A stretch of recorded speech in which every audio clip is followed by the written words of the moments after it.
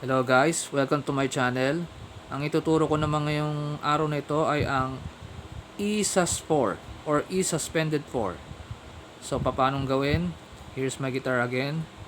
Then first step, ang inyong index finger, ilalagay nyo siya dito sa 2nd fret ng 5th string. Here. Then next, ang inyong middle finger, ilalagay nyo rin siya dito sa 2nd fret din ng 4th string. As you can see. Yan. Then next, ang inyong ring finger, ilalagay nyo rin siya sa 2nd fret din ng 3rd string.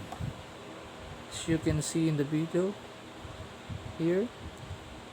Para lang siyang A chord. Para lang siyang A major chord, pero nalipat siya dito sa pinakataas.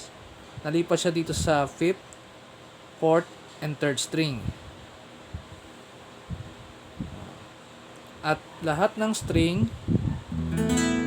lahat yan ay titipahin mo. Wala siyang dead string. So again, this is a E-sus4 or E-suspended 4.